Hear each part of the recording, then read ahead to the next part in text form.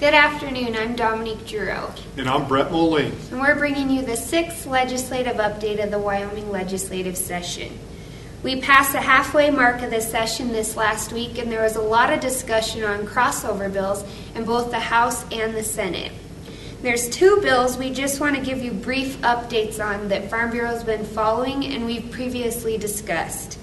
House Bill 69, dealing with the 10 cents a gallon fuel tax increase, passed its 3rd reading in the Senate this week.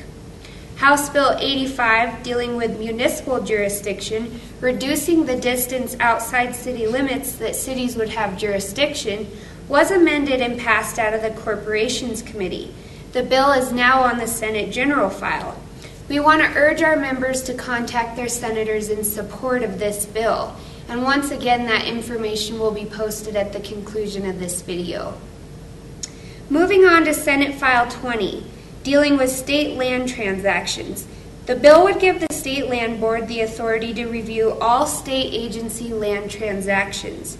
The bill would also cap the amount of land the state could own. School trust lands would be capped at 1999 ownership levels, while other agencies would be capped at 2013 ownership levels.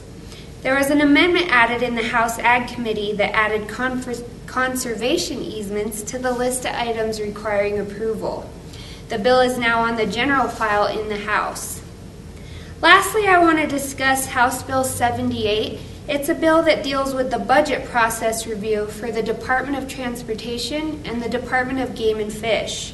The bill would place both agencies' entire budget under the scrutiny of the legislative body. As it currently stands, only money allocated from the general funds is examined. The bill has passed both houses and is now just waiting for a signature from the governor.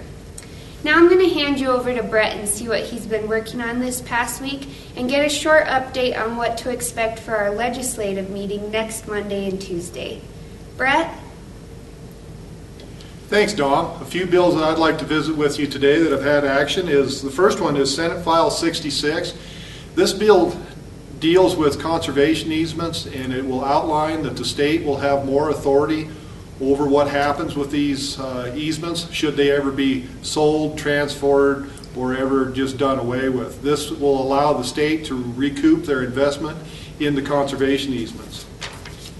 Senate File 118 deals with eminent domain. This would give a more clear outline of what is needed before a company can get eminent domain. It also gives the landowner a little bit more authority that should they sue and win, they will be easier for them to recoup their attorney fees.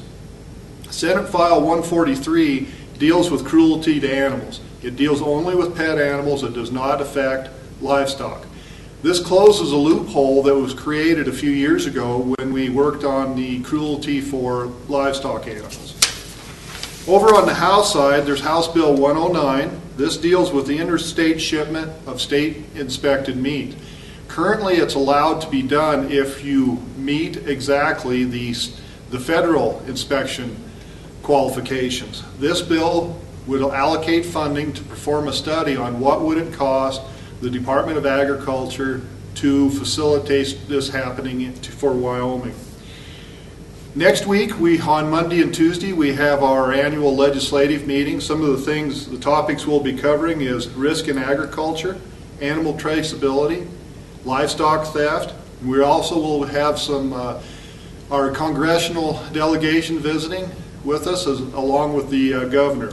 And also Ken Hamilton and I will be giving you a more thorough and broader, in-depth legislative update on what's happened so far in the legislature. We essentially have about 2 weeks left. They're looking like they're going to adjourn either the 28th or the 27th of February. We look forward to seeing you next week, either on our video or in Cheyenne. Thank you.